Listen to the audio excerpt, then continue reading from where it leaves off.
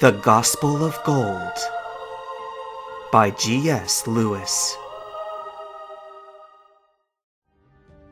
Karen did not return Lance's glare, but cast a look of entreaty at someone just over Gold's shoulder.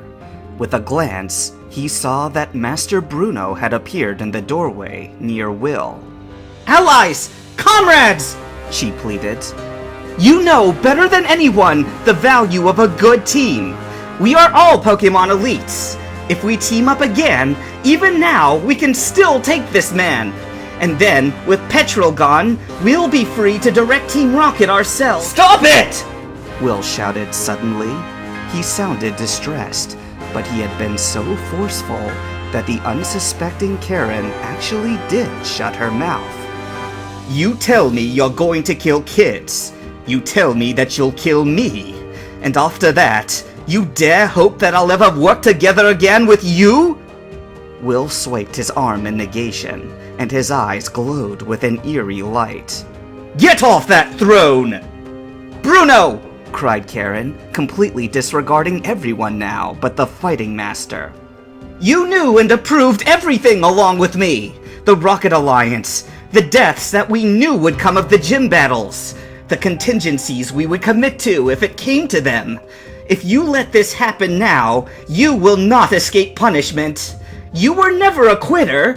Here we are at the end of things. Will you just roll over like a dog?"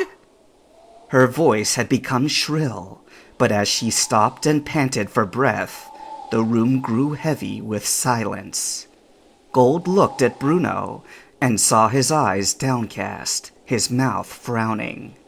Yes, it was surely against his nature to give up a fight he had committed himself to. But he had his own code of honor, and there were other standards to it besides sheer grit.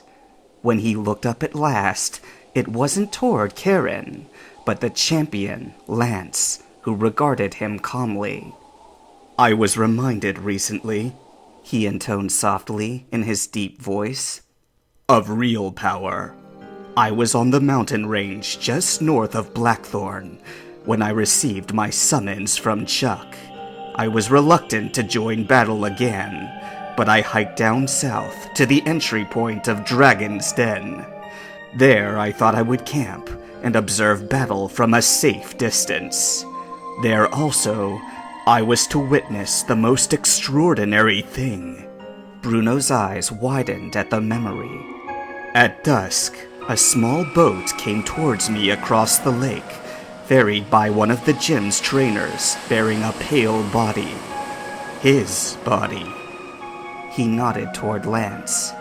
"The boy was shouting for healers, but it was plain to see that the champion was dead. I know that he had already been badly hurt 2 days back, and now someone had jabbed him deep in the ribs and doubtlessly punctured his heart and lung. The boy was obviously distraught. He probably thought that if he'd just gotten help sooner, Lance might have survived. When I approached to get a better look, I could tell it would have made no difference. A wound like that would kill in seconds. Then, he came. Hey!" At Bruno's call, he looked expectantly at the screen. It was blank, showing nothing but a background of dim-lit blackness. But a distant voice sounded from the audio, and Gold perked up at it. "Is that my cue to come out, or what? I'm not sure I want to leave Koga by himself in here." "Just step up to the monitor," Bruno instructed. A moment later, a familiar face appeared, smiling bashfully. "Junie!" squealed Marina from beside Gold. "You made it back already!" "Yeah, I didn't want to interrupt anything," Junichi said, his face reddening. "Well, when Xatu teleported me away, we ended up really close to where Bruno had been. I think it was one of the places Will had warped to recently." "With me," thought Gold. "This morning? God, was that really just this morning?" "He came along," Bruno continued, motioning at Junichi. and he walked right past me to Lance's side, his eyes burning with something I've never seen. Focus? Purpose? Can words do justice here? Bruno paused, licking his lips nervously. The hesitation looked out of place on such a mighty man as himself. He laid hands upon the champion and called his name.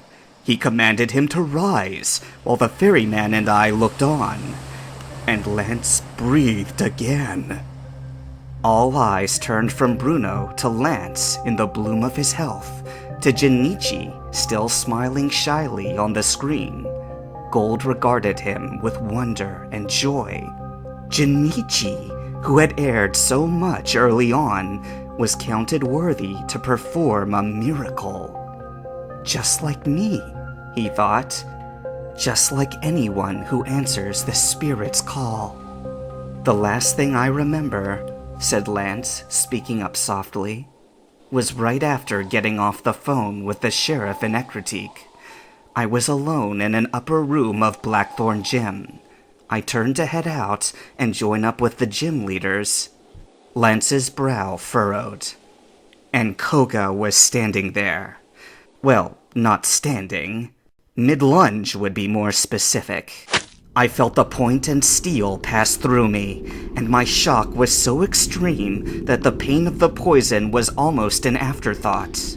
By reflex, I think I managed to detach and drop Charizard's Pokeball, but I don't remember anything else.